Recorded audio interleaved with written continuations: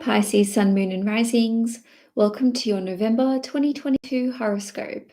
My name is Cailin, and today I'm going to be covering the major transits for November using tropical astrology and the whole sign system.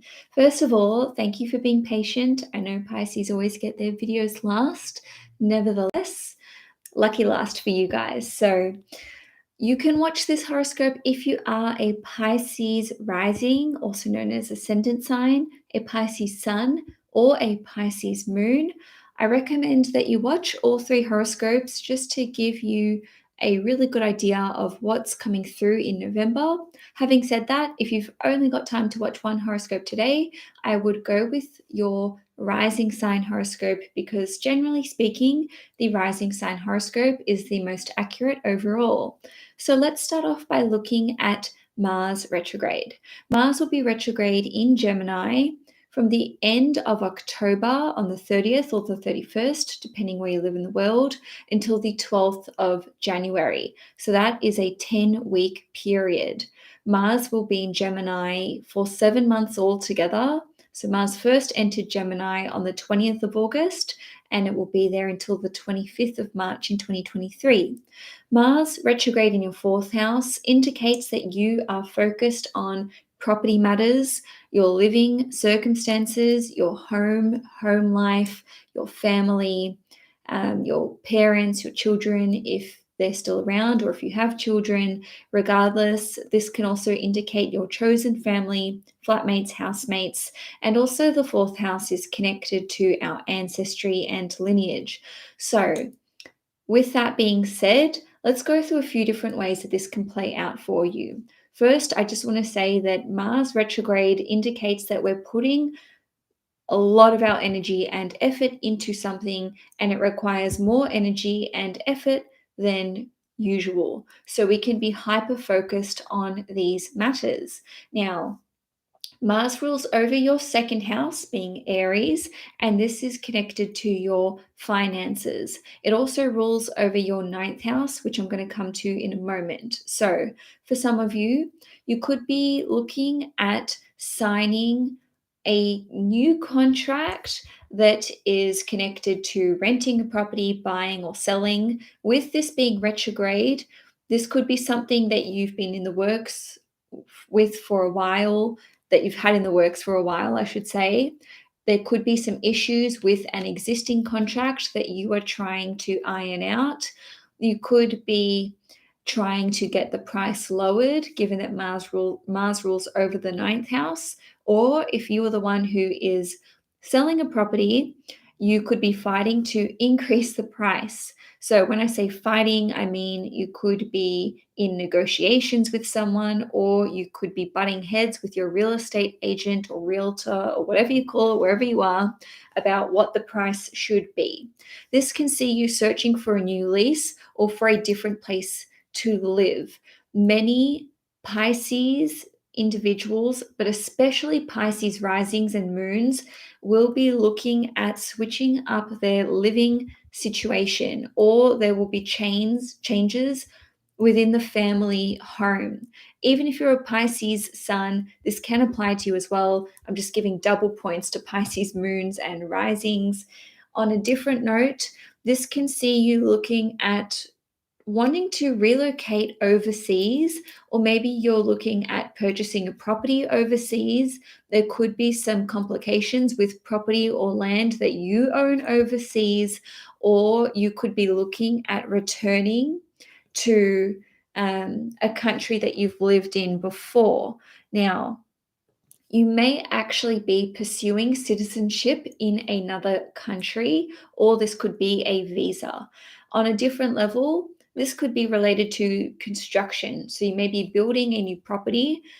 Building plans may be paused during this time, or if they've been on pause, they may be recommenced. Some of you may need to change your strategy or change your approach. What I mean by this is maybe you need to change builders, or if you wanted a certain layout for your home, which is under construction, this may need to be reworked. I don't want to freak you guys out though. It doesn't mean you need to scrap plans altogether. It can just indicate that things are going to be delayed if the due date is within that 10-week period of time, again, end of October till 12th of January.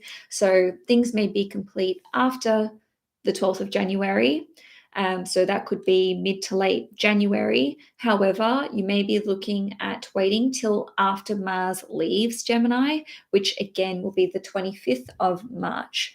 So some of you could simply be renovating the home, and this could be taking up a lot of your energy and effort, could be chewing up a lot of money over this as well.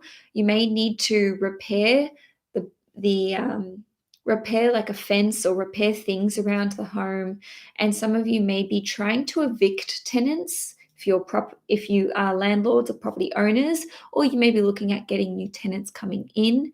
And let's just see. On a different note, because Mars is in Gemini, which is all about education, and Mars rules over the ninth house, which is connected to higher learning, some of you could be wanting to educate yourself about property or about the real estate market. Some of you could become qualified to sell property. You could be going for your estate agent's license or whatever it's called, wherever it is that you live. You could become a property manager. So you could be going through the process of receiving a qualification.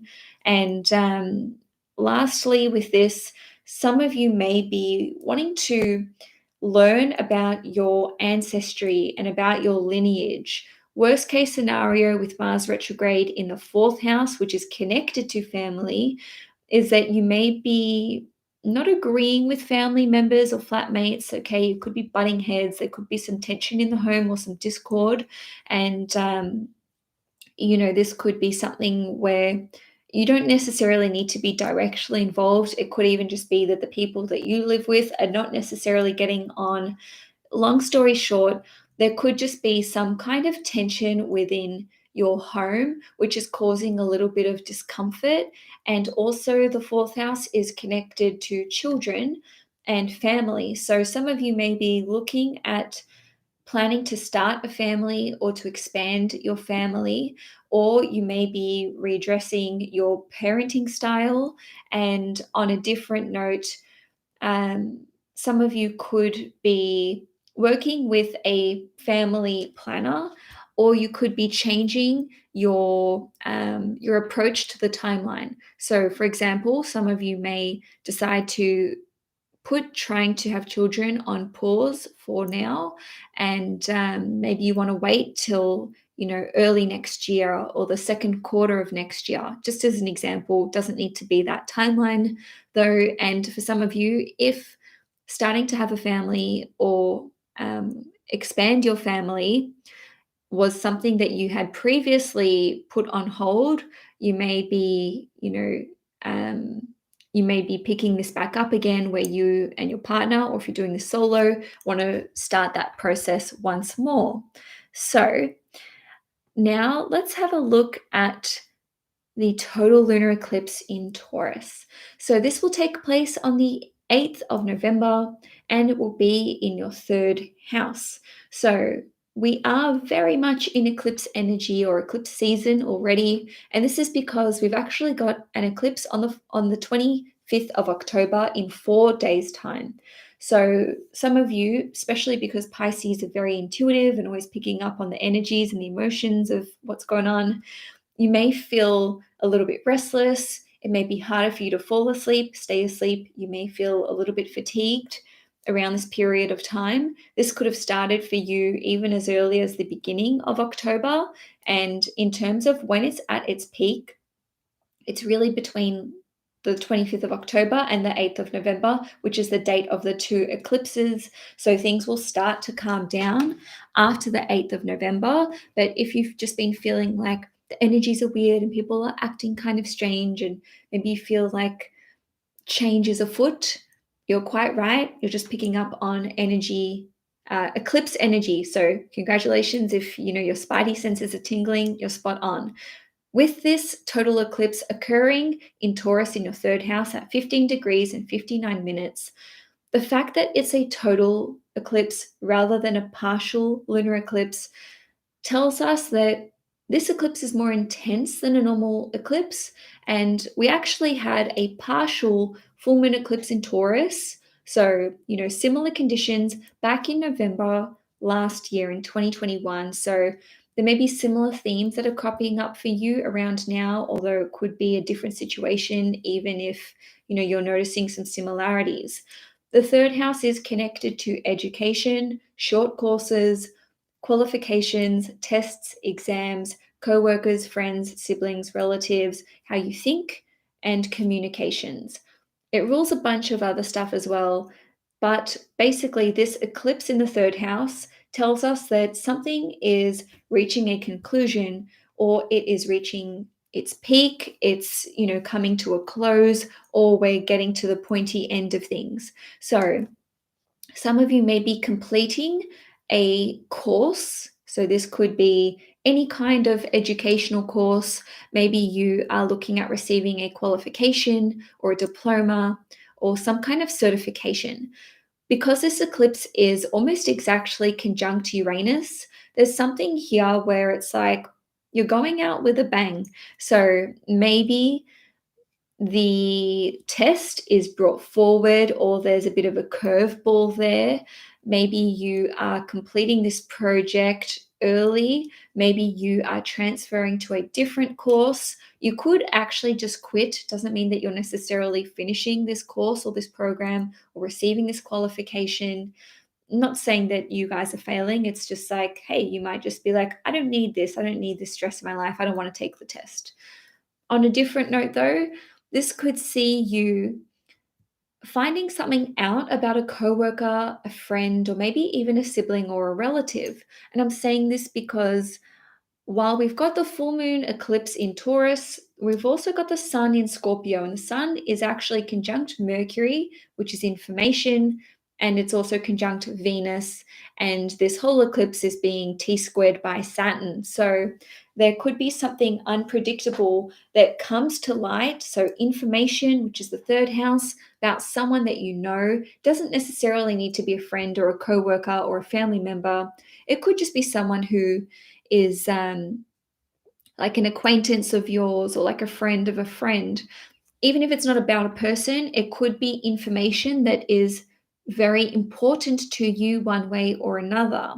Now, the third house represents how we think and how we communicate. So you could have some kind of epiphany when it comes to whether or not you are adequately making yourself heard and understood. Maybe you are trying to reframe the way that you think, especially if you're trying to shift from a glass half empty attitude and way of thinking to a glass half full approach. Now, because the third house is connected to projects and communications pieces, this could see you actually completing a project, and maybe it's now ready for publication or for release. There could be a sense of insecurity about whether or not this is actually ready to be seen by other people. You could be landing a contract to get your work published. And I'm saying that because third house is connected to contracts. And this eclipse is opposite Mercury in the ninth house, and the ninth house is connected to publishing and publications. You could be concluding some kind of article, um, documentary, a film, something that you've been working on that involves technology or writing or digital media in some way, shape, or form. So ultimately, this eclipse is kind of exciting in the sense that it has this air of unpredictability. And so if you are completing a project or a course, it's like, you're going to find out where this can take you next. So it's almost like the end of this chapter or cycle could lead to another opportunity and a new opportunity at that. Worst case scenario, though, is that you could have some kind of blowout or heated discussion with a friend, a coworker, a sibling, or a relative. It doesn't need to be that you have a falling out, though. You could just have a very illuminating conversation with this person. Maybe you're surprised about their point of view, or it could be that you are the one who is going to them and saying, "Hey, I'm not feeling great about this situation," or "I really want to just share my personal thoughts and feelings with you." Now, let's have a look at Venus entering Sagittarius. So on the 16th of November, Venus will leave Scorpio and enter Sagittarius, which means it will be transiting your 10th house.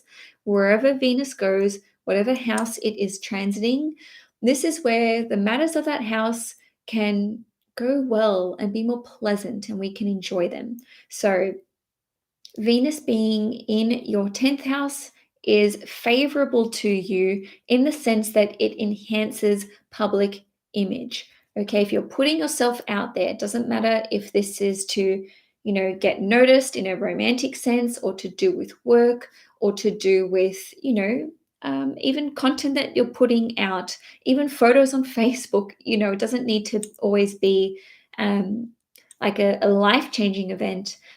Nevertheless, Venus in your 10th house is like people are noticing you, they're complimenting you, complimenting your work, complimenting, job well done or your appearance.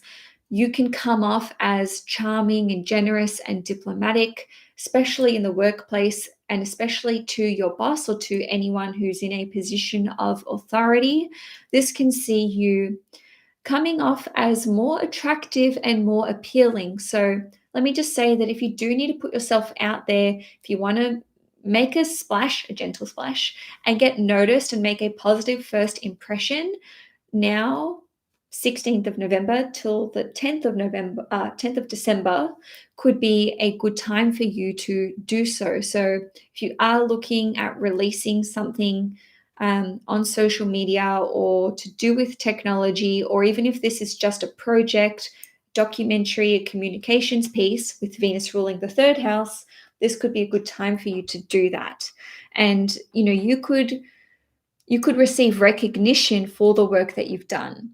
And lastly, this can see you enjoying your work, enjoying your career, feeling like you're receiving the praise that you deserve and the recognition that you deserve for all the hard work that you've been doing. And certainly you could be getting along with your boss during this period of time. So if you have a moody boss, if you have a boss who is very taciturn and you really need to plan out when to ask them for leave or for whatever it is that you want, this is a good time. So that's the window of opportunity, 16th of November till 10th of December. If you want to ask for a favor or for some kind of benefit with work, even if it's, a raise, try to plan it during that window of time.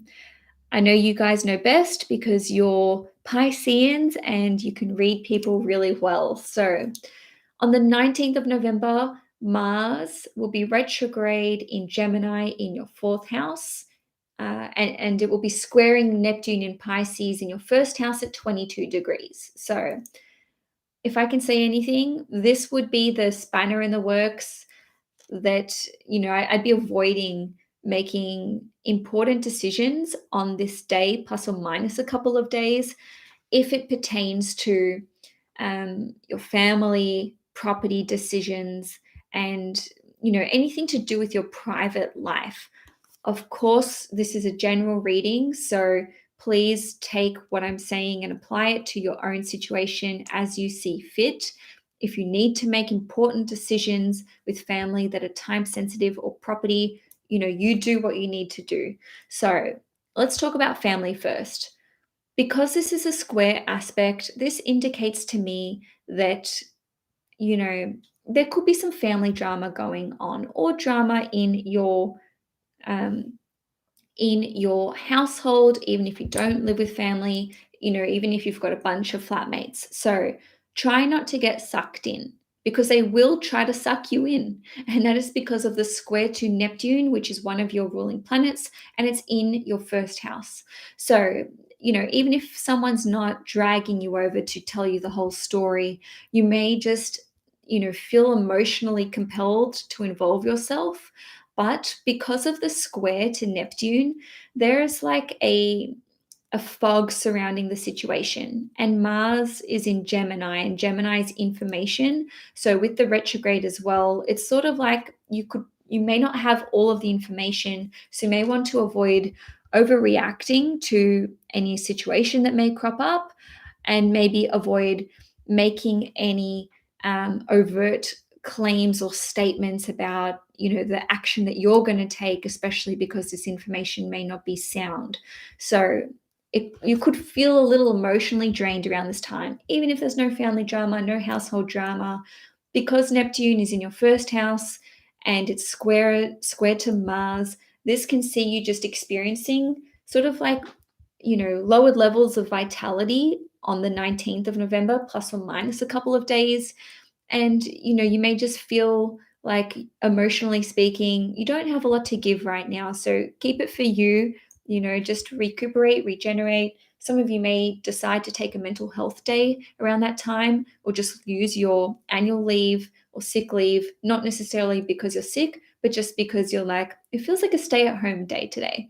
So on a different note, with property matters and your living circumstances, you may be feeling a bit stressed or pressurized to make a decision about where you live, whether to buy, whether to sell, whether to sign, a new rental agreement. And, you may just feel a little bit down about your personal set of living circumstances. P.S. I'm not trying to project onto you. I have to tell you, I'm a Virgo moon, Gemini rising, and I experienced what we all experienced, this square on the 12th of October. Didn't even notice it. Yes, I'm jet lagged, so I felt really depleted and drained, but you may not even notice it. So it could just be a blip, not even a blip on the radar for you. I just wanted to mention this transit because it does occur 3 times: 12th of October, 19th of November, plus the 14th of March in 2023. So in terms of how this square can play out, our emotions can be exaggerated or a bit over the top. So we may feel inclined to overreact to a situation, or something that wouldn't normally stress us out can have us stressed. Or, how we respond to a certain event could be kind of out of character, and other people could be like, "Oh, are you okay?" And, you may be, it may just be one of those emotional days where you feel like your emotions are just really at the surface. So if I can give you advice, I would say meditate, go for a walk. If you're feeling down in the dumps and kind of, depressed in your own home, this could be a sign that you've spent too much time in the home. So I would, go for a walk, maybe go to the beach, go be by the sea, and that may lift your spirits. So now let's have a look at the new moon in Sagittarius. I'm very, very excited for this new moon because it has really lovely aspects along with it. So first of all, it will occur on the 23rd or the 24th of November, depending where you live in the world. The new moon in Sagittarius will be at 1 degrees in your 10th house, and it will be conjunct Mercury and Venus. Just a few minutes after the new moon, your ruling planet, Jupiter, will station direct. So I feel like this is an added bonus to the new moon, but I will talk about that after this new moon segment. So new moons indicate a new chapter starting in our lives. So we can be planting the seeds to see something new. I've mentioned this in a few other horoscopes, but I just love this saying, so I'm going to repeat it, and that is, the day that you plant the seed is not the day that you eat the fruit. So this can be about intention setting. This can be about getting wind of a new opportunity or feeling inspired about a new opportunity. This could be connected to work. This could be connected to a bunch of things, really, because it is conjunct Mercury and Venus. So let's just go through one by one, and I will run through a few different ways that this can play out for you. So on a work level, This can see some of you actually getting a new job, getting a promotion. Maybe you are re-entering the workforce after a period of not working. This can see you having more managerial responsibilities. And because this new moon is conjunct Mercury as well as Venus, and Mercury rules over training and education and short courses. And then we've got Venus. Sorry, I touched the mic. Hope you can't hear that. And Venus rules over the third house, which has these, mercurial connotations. You may become an educator. You may become a trainer. You may be pursuing a certification or a diploma or a qualification, which is connected to your work. Your work could be paying for you to receive this qualification. Now, this is a separate matter to what I discussed with the full moon eclipse in Taurus on the 8th of November, because that was something that's already in motion. This is something new, okay? Some of you could be starting a new course and you can become well known for these skills. This could even be something that you're naturally quite talented at. Now, you could even just be taking on a course which is connected to leadership abilities, how to be a good leader, how to be a manager, how to run a business. This could be a business course or sales. And because the 10th house is the highest point of visibility in your chart, it's the top of your chart, this can see you experiencing an elevation in your public social standing, okay, or even just your professional reputation, your public reputation, etc. So this can see you, for some of you, entering into a new relationship. Why, you may ask? Because this new moon is conjunct Mercury, which rules over your 7th house of relationships, and it is conjunct Venus, which rules over relationships. So this could be early days for you. Maybe this is an engagement. Maybe you're actually getting married around this time.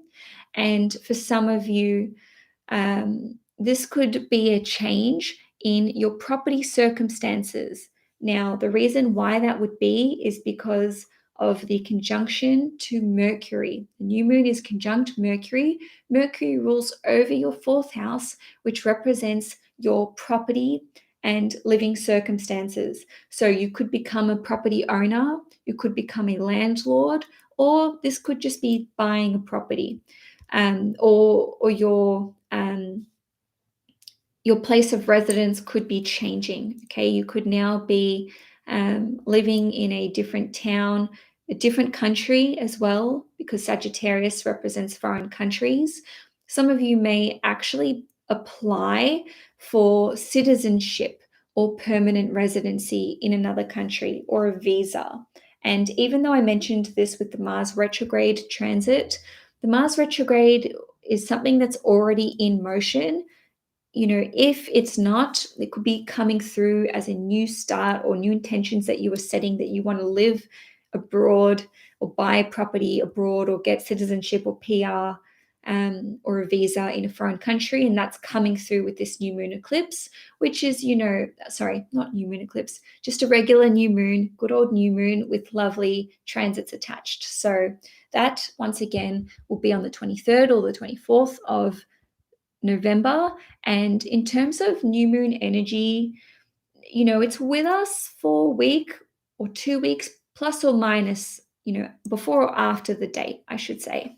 So lastly, with this transit, your parental status could change. You could become a parent. Some of you could become grandparents.